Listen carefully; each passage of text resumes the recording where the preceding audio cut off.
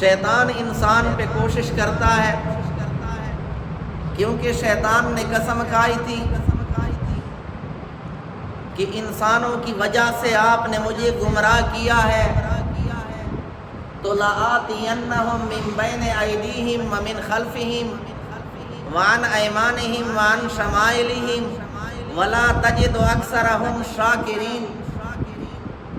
شیطان کہنے لگا میں ان پہ آگے سے، پیچھے سے، دائیں سے، بائیں سے حملہ آور ہوں گا، اور آپ ان میں سے اکثر کو شکر گزار نہیں پائیں گے۔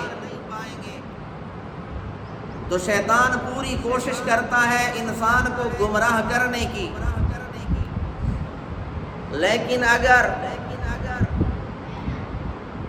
اس کو بہکانے میں ناکام ہو جائے تو پھر شیطان یہ تدبیر اختیار کرتا ہے کہ لوگوں کے ذہنوں میں یہ بات ڈال دیتا ہے کہ یہ بزرگ ہے، ولی ہے، پہنچا ہوا ہے، اس کی خدمت کرو۔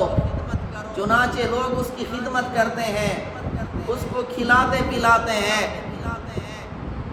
شیطان چاہتا ہے کہ اس کا نفس موٹا ہو جائے، یہ خواہشات کا اسیر ہو جائے۔ جب نفس اس کا موٹا ہوگا، خواہشات کا قیدی بن جائے گا، پھر آسانی سے شکار بھی ہو جائے گا۔ تو جو لوگ بے علم ہوتے ہیں، جن کے پاس کوئی علم نہیں ہوتا، وہ شیطان کی اس چال میں آ جاتے ہیں۔ جب وہ دیکھتے ہیں کہ لوگ عزت کرنے لگ گئے، جب وہ دیکھتے ہیں کہ لوگ کھلانے پلانے لگ گئے، وہ سمجھتے ہیں کہ بس اب منزل مل چکی ہے، مزید اب کچھ کرنے کی ضرورت نہیں۔ لیکن جن کے پاس علم ہوتا ہے وہ سمجھتے ہیں کہ نہیں، یہ منزل نہیں۔ پھر جب کچھ وقت گزرتا ہے، اس کے ہاتھ پر کچھ کرامات ظاہر ہو جاتی ہیں، تو شیطان اسے کہتا ہے کہ بس تیری منزل یہی تھی، لوگ عزت کرنے لگ گئے، لوگ خدمت کرنے لگ گئے، بغیر پیسوں کے تجھے نوکر مل گئے، اب مزید کچھ کرنے کی ضرورت نہیں۔ تو جو بے علم ہوتے ہیں وہاں پہ ان کی ہوا نکل جاتی ہے، وہ سمجھتے ہیں بس یہی منزل ہے۔ لیکن جن کو اللہ تعالیٰ علم عطا کرتا ہے وہ سمجھتے ہیں کہ منزل یہ نہیں، منزل ابھی آگے، اللہ تعالیٰ تک پہنچنا ہے۔ اور شیطان کئی طریقے اختیار کرتا ہے، کبھی لالچ اور کبھی دھمکیاں۔ امام احمد بن حنبل رحمہ اللہ کے بارے میں آتا ہے، جب خلق قرآن کا مسئلہ چلا تھا،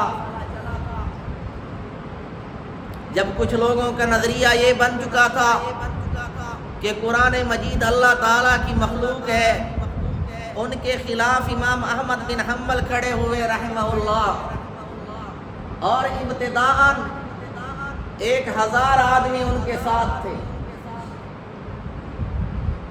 لیکن جو وقت کا بادشاہ تھا اس نے ان کے گھروں میں تحفے تحائف بھیجے، سونے کی اشرفیاں بھیجی، تو وہ پھر گئے۔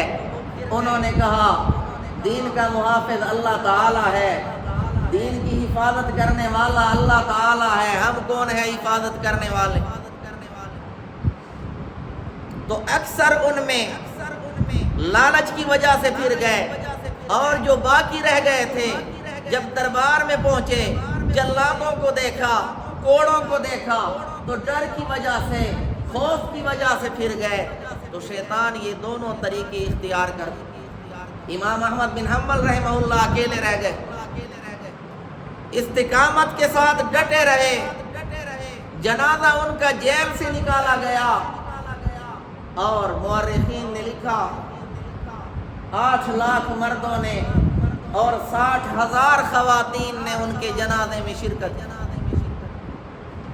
تو بہرحال شیطان کے طریقے یہی ہوتے ہیں